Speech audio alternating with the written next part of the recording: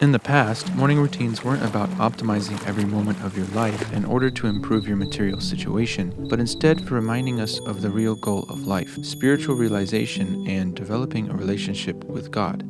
As monks, we practice this morning routine on a daily basis exactly how the monks of the past did. Stay tuned till the end because I'm going to explain exactly how you can apply these teachings in your life and experience transformational benefits. In ancient India, the monks rose early every day. In these early morning hours, when the rest of the world is asleep, the atmosphere is most conducive to spiritual practice. While asleep, we are covered by the mode of ignorance, and by cleaning ourselves first thing in the morning, we can essentially wash away this ignorance and enter into the mode of goodness.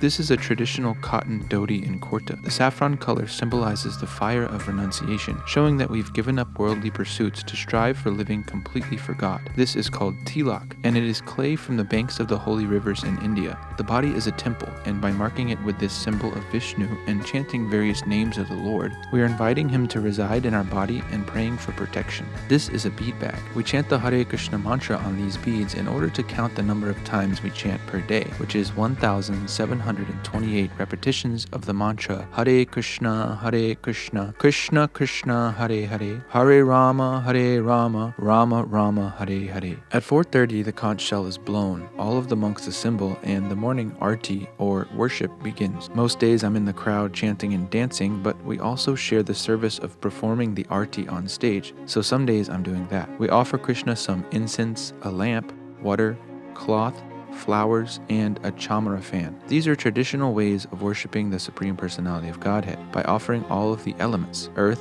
fire, water, air, and ether. If I'm not on stage for the arti, I'm with the monks in the kirtan. Kirtan is a musical form of the meditation I spoke about earlier and is done in a group. This particular kirtan goes on for 22 minutes, and we begin by glorifying our spiritual master, and then we glorify Krishna. It starts mellow and ends with ecstatic dancing and chanting.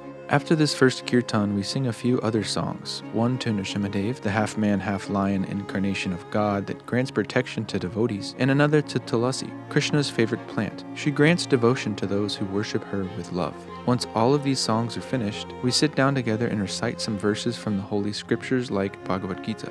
All of this chanting is meant to purify the heart and consciousness and bring us up to a higher level of devotion to Krishna. In the Vedas, the world's most ancient text on spiritual knowledge, it is said that there is no other alternative to crossing over the ocean of material existence and awakening our true spiritual nature than the chanting of the holy names of the Lord. Now it's around 5:15 and our japa period starts. We chant on our beads just as I was doing earlier. The point of this chanting is to bring our attention back to the Lord and pray to be engaged in His service. One should chant distinctly, with feeling, praying to Krishna and concentrating on hearing His holy name. At 7:15, the curtains are opened and the devotees behold the newly decorated deities adorned with tasteful flower arrangements. We sing a song glorifying the Lord and then move over to Srila Prabhupada's Vyasasan. Srila Prabhupada is the founder of this Krishna consciousness movement in the Western world, and it is only through his mercy that we're able to live this lifestyle and advance in spiritual life. We glorify him with a song and then sing some more kirtan to Krishna.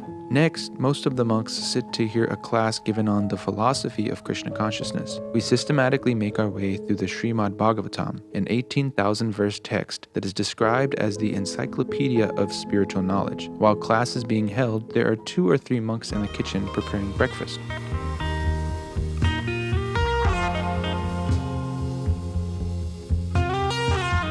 Once everything is ready, we put together a plate for Krishna and bring it upstairs to be offered. Of special note is that we put tulasi leaves on every single dish because, like I said before, this is Krishna's favorite plant. Everything we eat in the temple is first offered to the Lord for him to enjoy, and then we take the remnants of what Krishna has eaten. This is because we understand that Krishna is the supreme enjoyer, and by facilitating his enjoyment, as a natural byproduct, we also become happy. This process of offering spiritualizes the food, and it becomes prasadam, which means mercy. After the class, everyone gathers downstairs to honor breakfast together. Once we're done eating, the morning program is officially over, and the monks go about their services for the day. It may seem extreme to you to dedicate 5+ hours every morning to worshiping God, but the happiness you can experience is unmatched. It's no surprise that this kind of lifestyle has continued on in parts of the world for such a long time, and I hope to continue with this routine for the rest of my life. Developing a consistent spiritual practice in the morning is the best possible way to advance advance in spiritual life. This advancement is the real goal of life, and by starting each day with this extensive routine, we can think about God throughout the rest of the day.